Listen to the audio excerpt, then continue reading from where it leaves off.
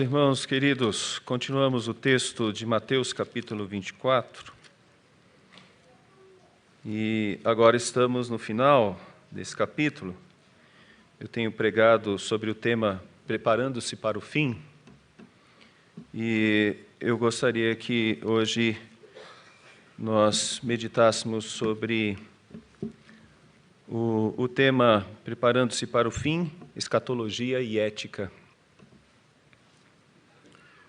Versos de 45 a 51. Jesus, por vezes, ensina com histórias, chamadas de parábolas, que têm o valor de aplicar a sua doutrina. Vamos para uma delas. Capítulo 24, versos de 45 a 51. Quem é, pois, o servo fiel e prudente, a quem o Senhor confiou os seus conservos para dar-lhes o sustento a seu tempo? Bem-aventurado aquele servo a quem o seu Senhor, quando vier, achar fazendo assim. Em verdade vos digo que lhe confiará todos os seus bens.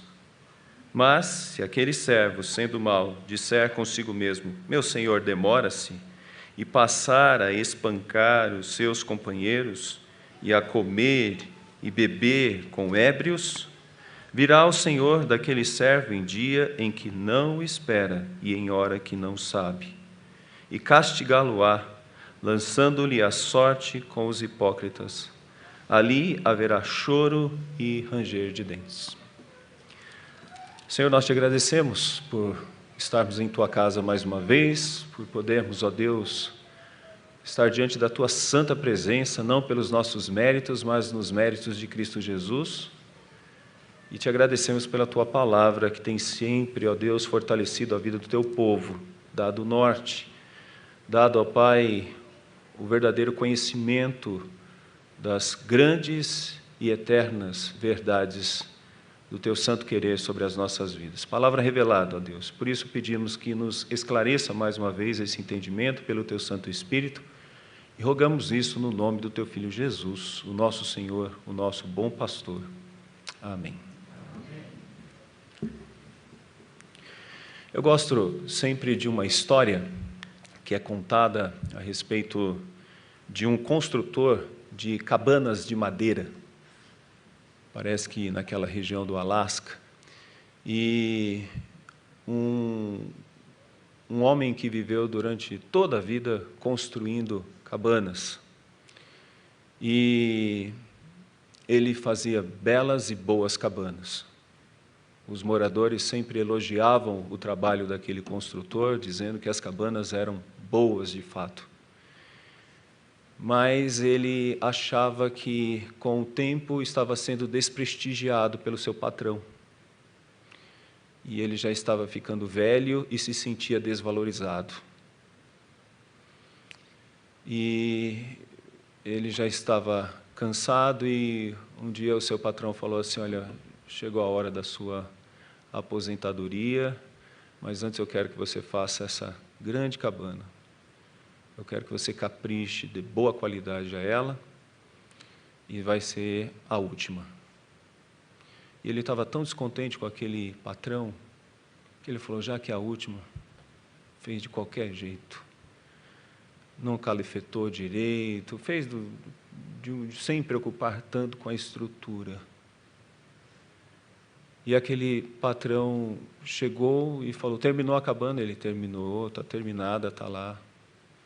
Então deixa eu dizer uma coisa para você, valorizando todo o trabalho que você dedicou a nós, a nossa empresa, essa cabana será sua, você vai morar nela e você vai viver nela. Por certo, ele teve muito trabalho com aquela cabana. Mas é isso que acontece. Geralmente temos bons começos, mas não temos um final bom. Isso não pode acontecer com o crente. O crente ele tem que ter uma dinâmica crescente, de melhorar e de não piorar. O crente não pode ser bom e depois, olha, eu vou piorar. O crente tem que ter uma dinâmica de melhora constante, a cada momento, a cada dia, a cada semana. E Senhor Jesus Cristo agora passa uma lição mostrando isso, mostrando que num contexto de espera, numa expectativa, é necessário fazer bem enquanto se espera. É isso que nós observamos no contexto desse texto. Ele tem uma ligação muito forte com Lucas 12. Lá existem outros termos, outras informações, e essa parte é uma parte que tem sentido pela pergunta de Pedro. Então eu peço que você siga um pouco comigo lá em Lucas capítulo 12, versos de 42 a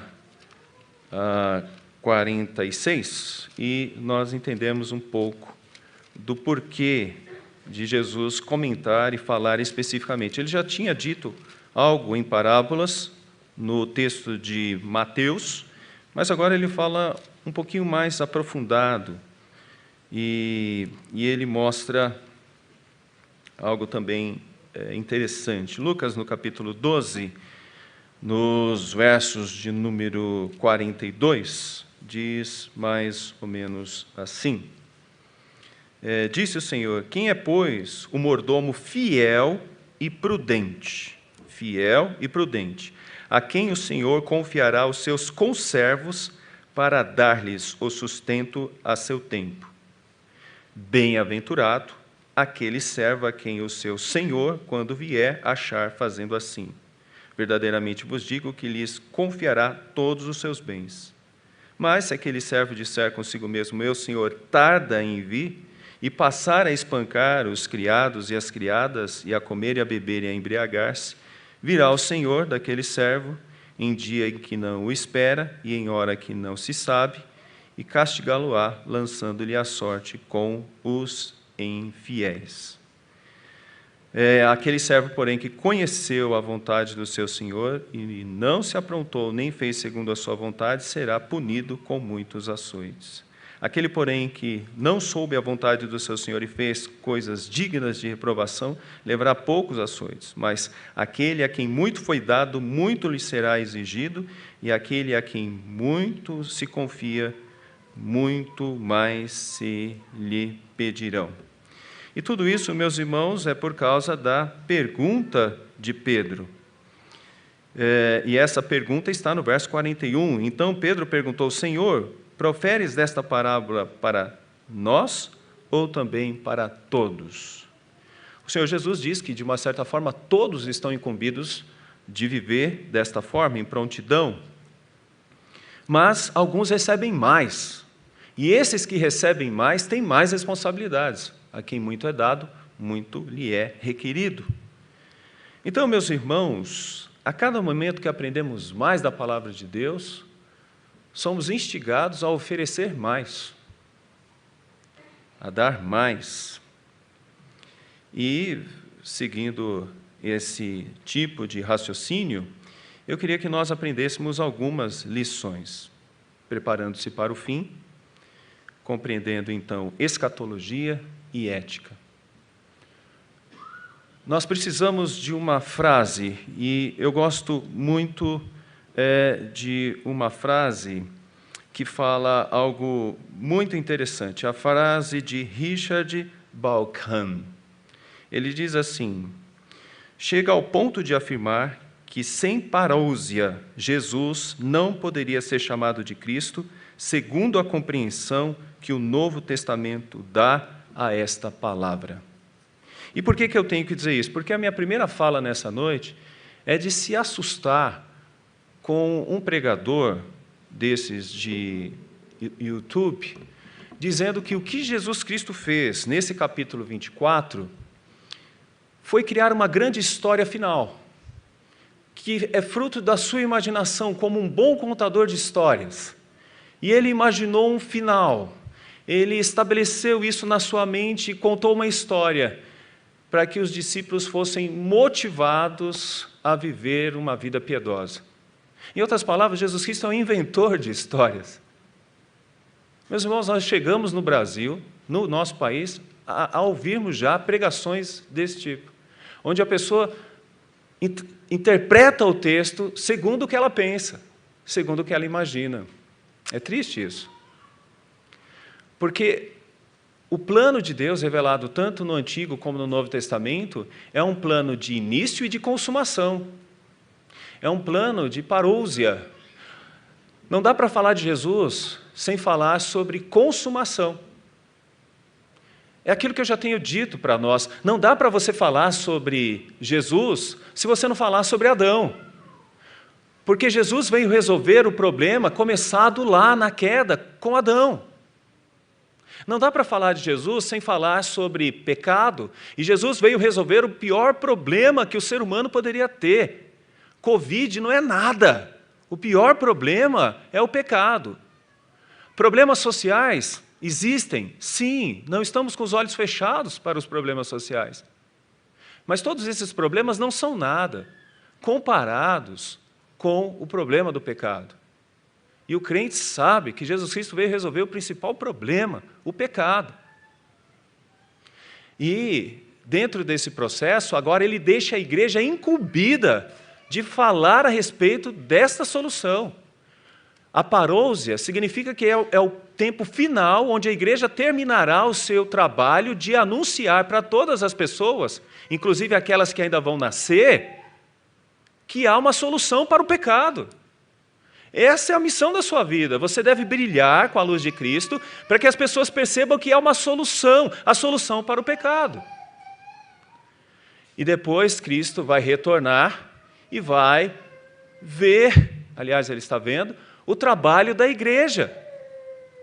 Quando irmãos, quando os seus conservos continuam no mundo pregando o Evangelho e anunciando o Evangelho, que é a solução para o pecado. Esse trabalho será recompensado no final.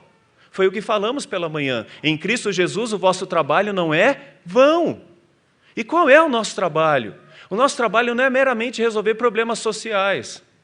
Nossa igreja recentemente está trabalhando nesse sentido. Nessa semana foi distribuído muitos cobertores nesse período de frio que estamos enfrentando. Na semana retrasada, tivemos um grande número de doadores doando sangue, porque os bancos de sangue estão muito baixos. É um papel importante e interessante, mas o principal papel da igreja é o papel de salvação, é a agência do reino. A igreja prega a salvação. Esse é o papel enquanto Cristo não vem. Enquanto Cristo não vem, nós devemos pregar a tempo e fora de tempo. Nós não podemos ficar calados e devemos falar da salvação. Esta mesa que temos diante de nós hoje, toda ela fala efusivamente sobre a salvação. Mas, meus irmãos, não dá para termos Jesus sem parousia, porque não seria Cristo. O Cristo, ele começa a sua obra, dá o start, e aí ele diz, toda a autoridade me foi dada no céu e na terra, ide por todo mundo e pregar o evangelho a toda criatura, batizando-os em nome do Pai, do Filho e do Espírito Santo. É aquilo que acontece aqui várias vezes. Meus irmãos, enquanto ele não vem, nós somos mordomos, cuidando daquilo que é dele. É isso que o texto está dizendo. Enquanto ele não vem, é isso que nós estamos fazendo. Nós temos essa missão, foi nos dada essa missão. E aqui eu já interpreto. Quando Pedro pergunta, isso é para nós? Ele fala, é para todos, mas alguns recebem mais. E aqueles que recebem mais, têm mais responsabilidades. Então, quando você estuda bastante a palavra de Deus, Deus está colocando mais responsabilidades sobre você. Significa que você tem que produzir mais também. E isso eu já queria chamar a atenção daqueles que estão vindo para a nossa igreja, falando assim, reverendo, eu estou vindo para essa igreja estuda a palavra de Deus. Então eu quero dizer para vocês, significa que vocês têm que produzir mais então. Porque entendendo mais a palavra de Deus, significa que a vida de vocês produz mais. Nesse sentido, nós temos o texto.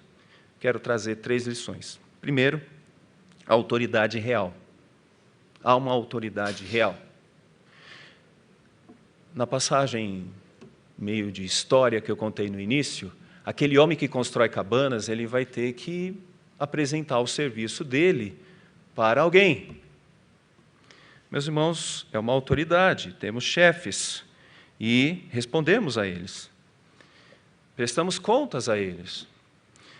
Uma autoridade real é vista em quase todos os versículos desse texto, de uma forma prefigurada. A expressão Senhor aparece no 45, acompanhe comigo aí, acompanhe. Quem é, pois, o servo fiel e prudente, a quem o Senhor confiou os seus conservos? 45. 46. Bem-aventurado aquele servo a quem o seu Senhor, quando vier, achar fazendo assim. 48. Mas se aquele servo, sendo mau, disser consigo mesmo, meu Senhor, demora-se. Verso 50. Virá o Senhor daquele servo em dia em que não o espera e em hora que não sabe. Virá o Senhor. E implicitamente no 51, e castigá-lo-á. Quem castigá-lo-á? O Senhor, dando-lhe a sorte com os hipócritas. A primeira lição que eu quero que todos nós entendamos nesta noite é que existe uma autoridade real. É a autoridade do nosso Deus.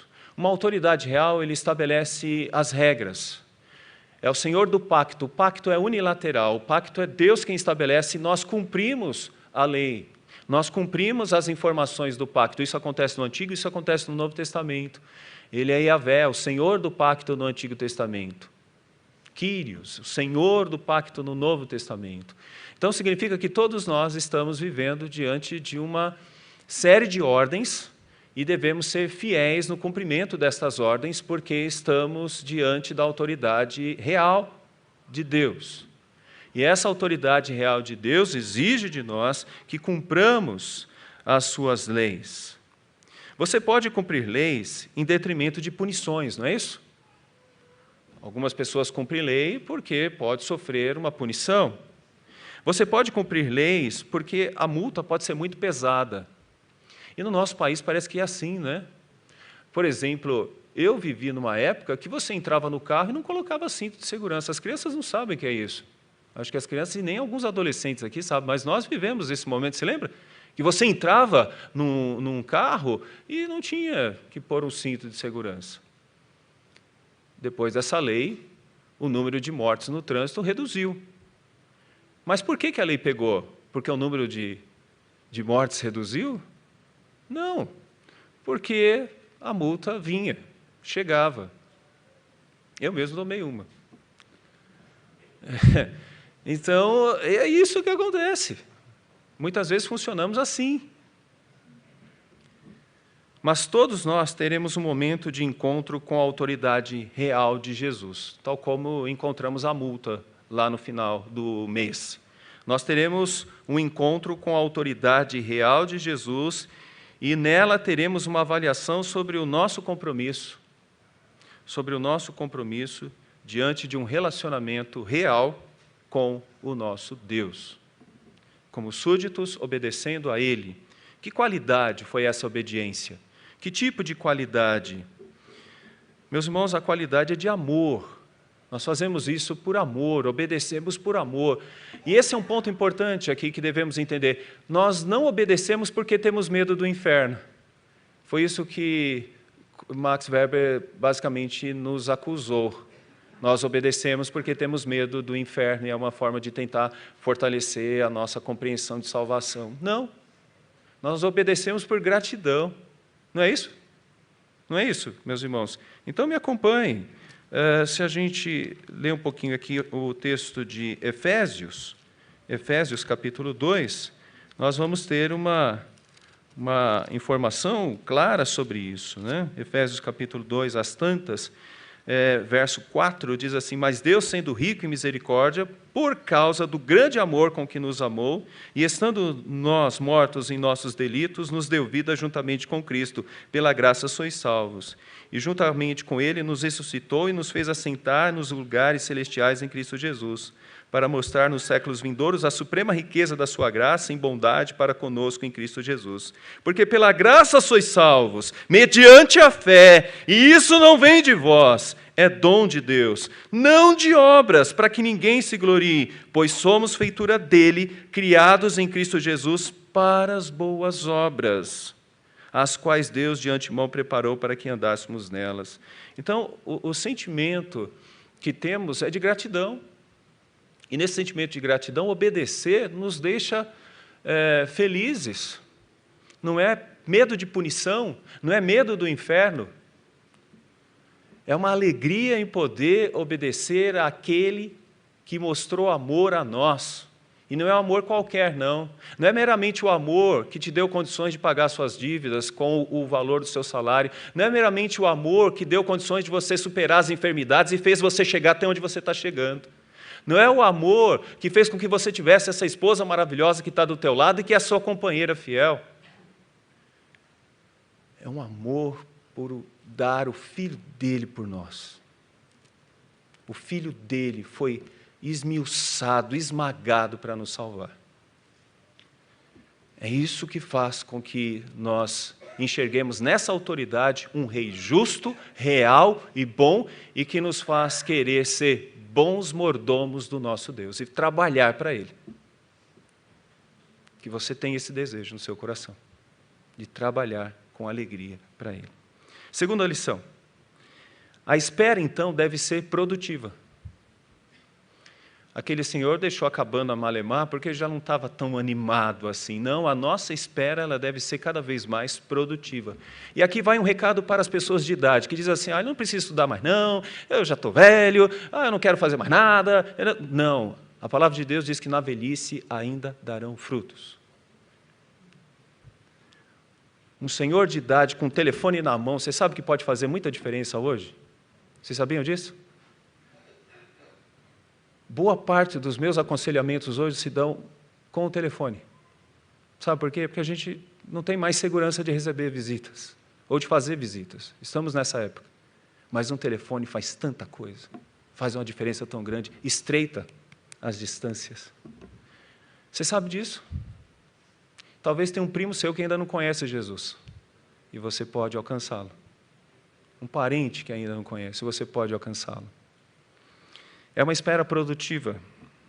Eu vou apontar alguns pontos, eu vou precisar de alguns textos. Então, as qualidades do crente são notórias em meio à espera do retorno do seu Senhor. Isso está no verso 45. Diz assim, quem é, pois? Olha a pergunta retórica. Quem é, pois, o servo fiel e prudente a quem o Senhor confiou os seus conservos para dar-lhes sustento a seu tempo? Para dar-lhes sustento. Veja bem, olha a expressão, servo fiel e prudente. Em outro lugar é sábio, a expressão é sábio. Quem é esse servo prudente e sábio? A quem o Senhor confiou os seus conservos. Confiou os seus conservos para dar-lhes o sustento a seu tempo. É uma qualidade aqui, a qualidade de fazer aqui um bom serviço, é uma espera produtiva. A gente pode ver isso pelo contraste do outro servo, que é o servo mau da parábola. O servo mau da parábola, depois de um certo tempo, ele perde toda a alegria de servir e ele começa a tratar mal as pessoas. O verso de número 49 diz assim, e passa a espancar os seus companheiros e a comer e a beber com ébrios. Então ele muda completamente, ele sai de um quadro de excelência, de produção, para um estado de letargia e de degradação, que não é o que acontece com os crentes. Como devemos levar a vida no presente? Então vamos mais uma vez para alguns textos. Então acompanhe comigo em Efésios capítulo 5. Efésios capítulo 5. Efésios capítulo 5, você tem aqui uma qualidade nessa espera. Verso 22. As mulheres sejam submissas ao seu próprio marido, como ao Senhor, porque o marido é o cabeça da mulher, como também Cristo é o cabeça da igreja, sendo este mesmo o Salvador do corpo. Olha que interessante, o bom relacionamento da esposa para com o seu marido. Como, porém, a igreja está sujeita a Cristo, assim também as mulheres sejam em tudo submissas ao seu marido. Agora, olha o 25. Maridos, amai vossa mulher, como também Cristo amou a igreja e a si mesmo se entregou por ela. E para que a santificasse, tendo-a purificado por meio da lavagem de água pela palavra, para apresentar a si mesma igreja gloriosa, sem mácula, nem ruga, nem coisa semelhante, porém santa e sem defeito. Assim também os maridos devem amar a sua mulher como ao próprio corpo. Quem ama a esposa a si mesmo se ama. Essa é a boa qualidade que estamos vendo aqui. Espera produtiva significa que você é uma boa esposa, você deve ser um bom marido, mas os filhos também. E os pais também. Filhos, verso capítulo 6, filhos, obedecei a vossos pais no Senhor, pois isto é justo. Honra teu pai e tua mãe, que é o primeiro mandamento com promessa, para que te vá bem e sejas de longa vida sobre a terra. E vós, pais, não provoqueis vossos filhos à ira, mas criai-os na disciplina e na admoestação do Senhor. Essa é uma espera realmente produtiva. É uma espera de serviço. É uma espera onde você se torna bênção para o outro. Mas vai além disso. Vamos pegar aqui trabalhadores. Como você é um trabalhador? Como você pensa o trabalho? Amanhã você está feliz com a segunda-feira? Eu vejo algumas crianças que estão voltando para a aula presencial, dizendo, eu tenho que voltar para a aula presencial, não quero. Dava para dormir um pouco mais, agora nesse tempo de frio, mas olha o que o texto diz também de uma espera produtiva com relação a quem produz nesse mundo, para quem vive nesse mundo, o verso de número 5, quanto a vós outros servos, obedecei ao vosso Senhor segundo a carne, com temor e tremor, na sinceridade do vosso coração, como a Cristo. Ou seja, é como se nós estivéssemos servindo a Cristo. Não servindo à vista como para agradar a homens, mas como servos de Cristo, fazendo de coração a vontade de Deus, servindo de boa vontade como ao Senhor e não como a homens, certos de que cada um, se fizer alguma coisa boa, receberá isso outra vez do Senhor, que seja servo, quer livres. Mas não fica só para os empregados, fica também para os patrões. E vós, senhores, de igual modo procedei para com eles, deixando as ameaças, sabendo que o Senhor, tanto deles como vosso, está nos céus e que para com Ele não há acepção de pessoas. Vamos ver um pouco mais. Vamos para agora Timóteo, 1 de Timóteo, capítulo 6, versos de 17 a 19. Olha o que é alguém que teve sucesso na vida, alguém que tem uma vida melhor financeiramente. Olha como ele pode produzir na sua espera, uma espera produtiva. Olha como pode ser. Exorto aos ricos do presente século que não sejam orgulhosos, nem deposite a sua esperança na instabilidade da riqueza, mas em Deus, que tudo nos proporciona ricamente para o nosso aprazimento. Que pratiquem o bem, sejam ricos de boas obras, generosos em dar e prontos a repartir, que acumulem para si mesmos tesouros, sólido fundamento para o futuro, a fim de se apoderarem da verdadeira vida. Vocês estão percebendo que todos os textos apontam para uma espera? Vocês perceberam isso? Todos os textos estão apontando para uma recompensa final, mas nenhum deles fala sobre simplesmente o final. Eles falam sobre como deve ser o agora. O agora é uma espera produtiva. É uma espera onde a qualidade de produção deve ser boa. Por quê? Estamos servindo ao Senhor como servos dele, como mordomos dele. A casa é dele. É isso mesmo, o seu trabalho e o produto do seu trabalho não é seu, é dele. E é para ele. Os seus estudos é para ele. A sua vida com as pessoas que estão próximas de você é para ele. É um grande erro quando a gente pensa, nós, meu. Não, é para Ele. Essa é uma espera produtiva, servindo ao Senhor. E vamos prestar contas ao Senhor. Para o último texto, 1 de Pedro 3, 8 a 12. 1 de Pedro 3, 8 a 12. Olha o que diz o texto. E eu quero que vocês entendam a seguinte questão. Quem fez a pergunta para Jesus para que ele fizesse essa parábola foi Pedro. Vocês perceberam isso no texto? É o próprio Pedro. E olha como ele entendeu isso. Observe. Olha como ele entendeu. Percebam isso. 1 de Pedro 3, de 8 a 12. Finalmente, sede todos de igual ânimo, compadecidos, fraternalmente amigos, misericordiosos, humildes, não pagando mal por mal ou injúria por injúria, antes, pelo contrário, bendizendo, pois para isto mesmo fostes chamados, a fim de receberdes bênção por herança.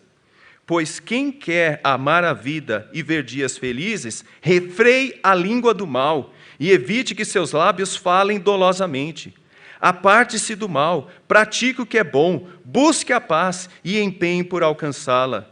Porque os olhos do Senhor repousam sobre os justos e os seus ouvidos estão abertos às suas súplicas, mas o rosto do Senhor está contra aqueles que praticam males. Como que deve ser essa espera? Produtiva. É isso que o Senhor Jesus Cristo está dizendo no versículo 45, quando diz: confiou os seus conservos para dar-lhes o sustento a seu tempo. Se tem alguém que tem que demonstrar essas qualidades neste mundo, é quem é discípulo de Jesus. Terceira lição que gostaria de estabelecer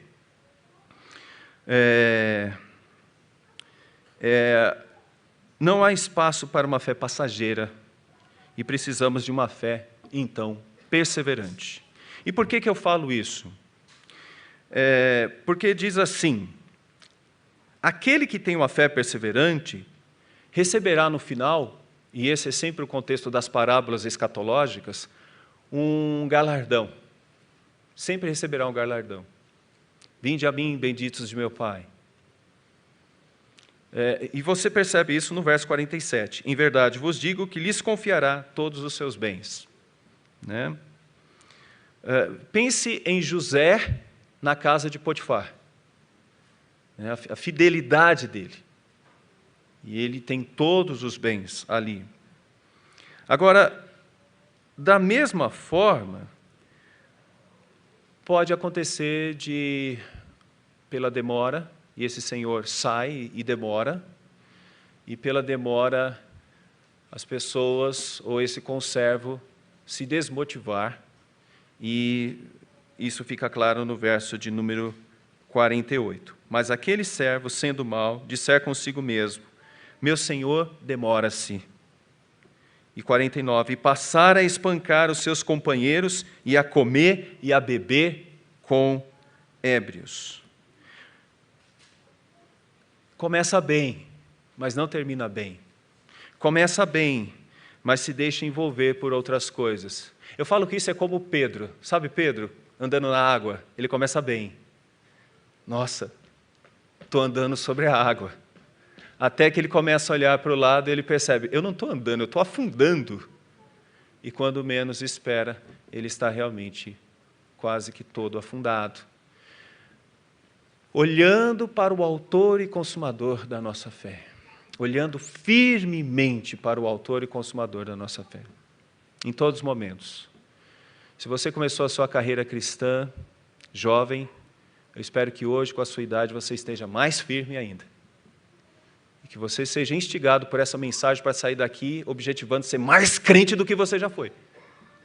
Cada vez mais firme. Porque não há espaço para uma fé passageira. Não há espaço para isso. Não há espaço para esta fé passageira. O que precisamos é de uma fé perseverante. Bem-aventurado. Olha essa expressão. Bem-aventurado. Feliz. Feliz aquele servo, verso 46, a quem o seu Senhor, quando vier, achar fazendo assim.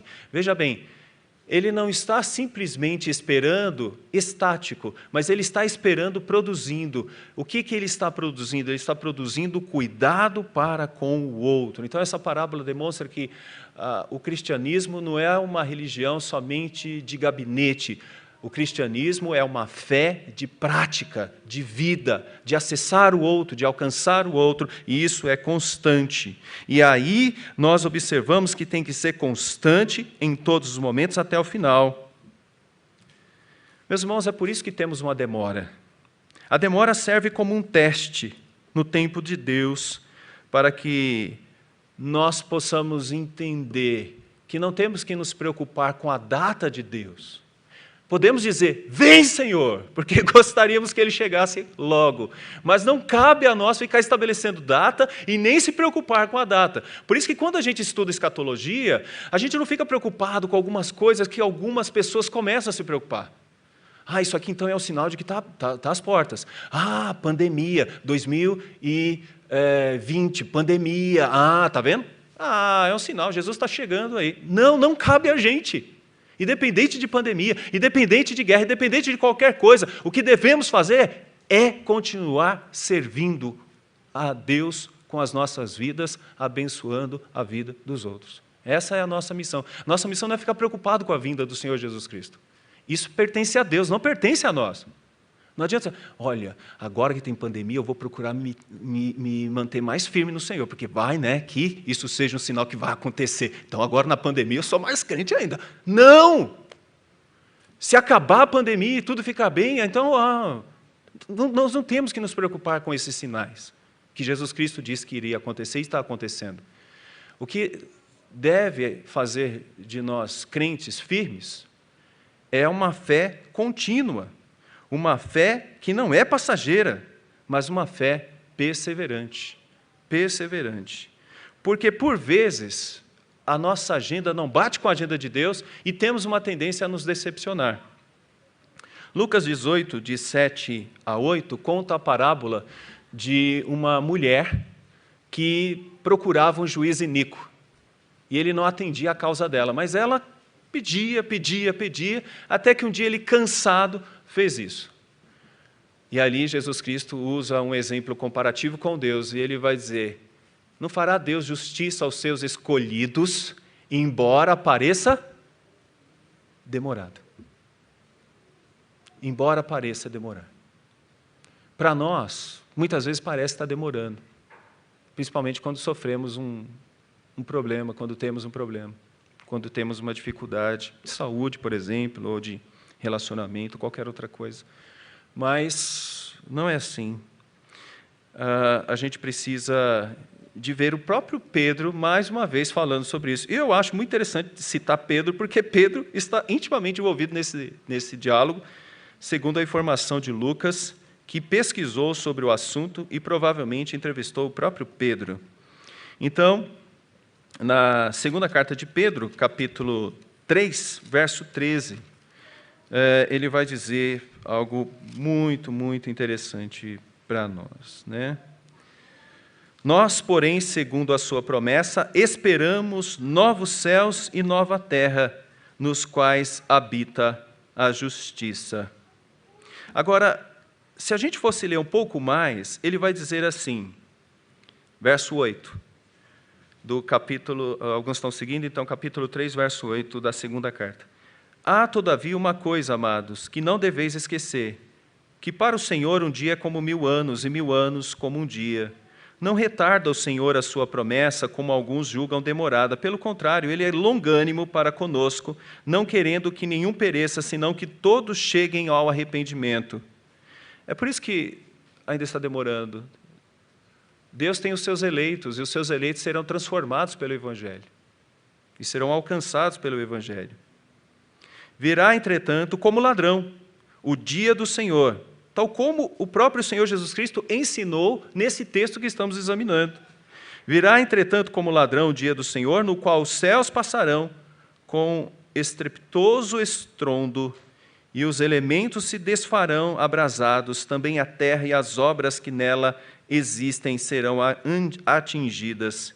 Visto que todas essas coisas hão de ser assim desfeitas, deveis ser tais como os que vivem em santo procedimento e piedade, esperando e apressando a vinda do dia de Deus, por causa do qual os céus incendiados serão desfeitos e os elementos abrasados se derreterão E aí o texto: nós, porém, segundo a sua promessa, esperamos novos céus e nova terra, nos quais habita justiça.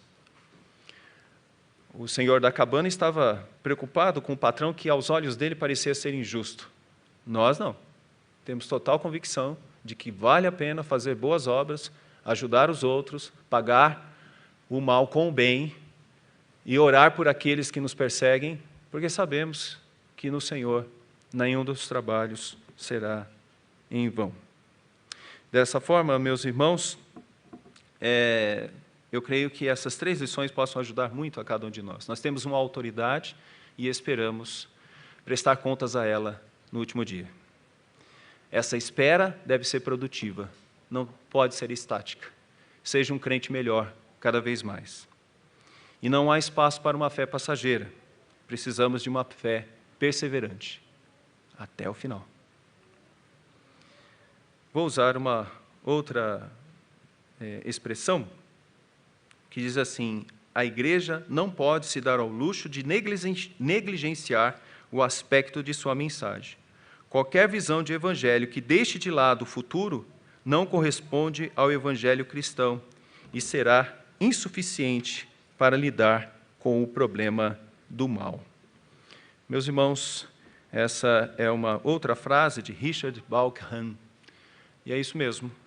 A igreja, ela aponta o futuro. Ela fala a respeito do futuro. E enquanto ela vive, ela pratica obras esperando esse futuro. Gostaria de colocar somente algumas aplicações. Vou falar de uma que já tenho repetido várias vezes. Se você não pensa no céu, é algo errado com você.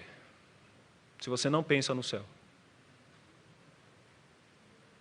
Um cristão tem a sua mente, o seu coração nesse mundo, porque aqui é uma oportunidade de servir ao Rei enquanto ele não vem, mas o seu olhar está lá na eternidade.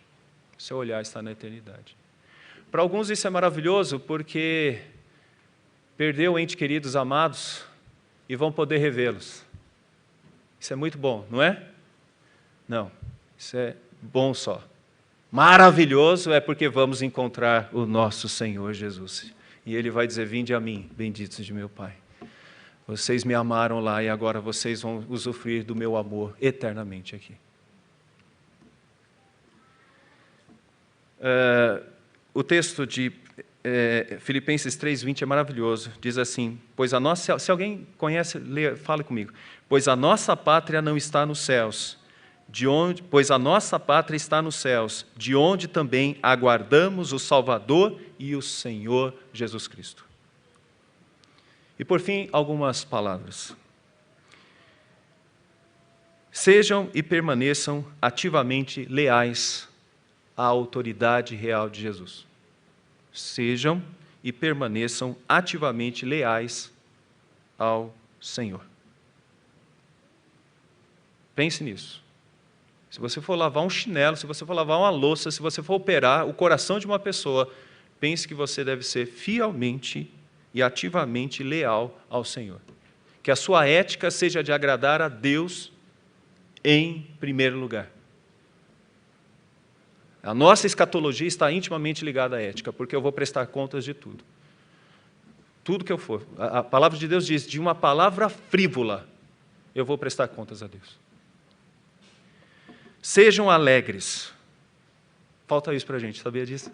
Eu vejo muitos crentes com a cara tão fechada. O crente tem que ser mais alegre.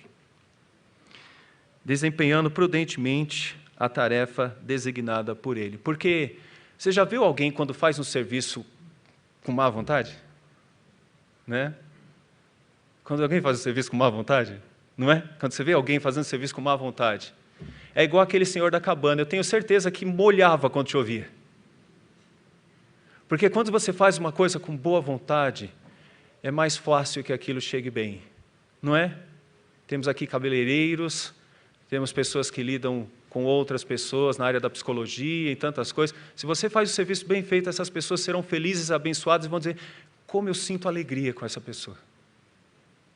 E é assim que a igreja corresponde ao mundo. Ela abençoa a vida dos outros quando ela demonstra essa alegria. Um marido alegre no Senhor, com certeza será uma bênção para a sua esposa. Uma esposa alegre no seu Senhor será uma bênção para o seu marido. E um filho alegre no Senhor será uma bênção para os seus pais. E um funcionário, com certeza, será uma bênção para o seu patrão. Por fim, sejam altruístas no interesse daqueles que nos são preciosos. Tem pessoas muito preciosas perto de nós, sabia disso? Devemos ser altruístas, devemos dedicar toda a nossa atenção a essas pessoas. E amar mais. E demonstrar mais amor a quem está perto de nós, aqueles que se aproximam de nós. Paulo fala que não podemos desperdiçar as oportunidades. Por isso, termino dizendo que devemos nos preparar para o fim com uma escatologia e uma ética pautada nessa parábola. Que Deus nos abençoe, nos guarde e vamos louvar a Deus